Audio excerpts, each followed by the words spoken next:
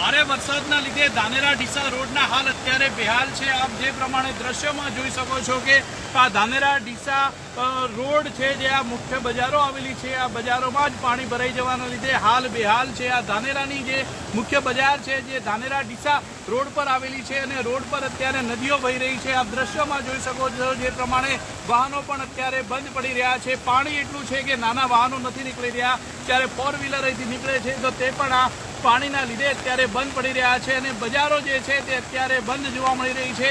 પાણી એટલા છે કે જો વધુ વરસાદ પડે તો આ પાણી જે દુકાનોની અંદર અને ઘરમાં પણ ઘૂસી શકે છે અને લોકોના હાલ જે છે તે બેહાલ થઈ શકે છે।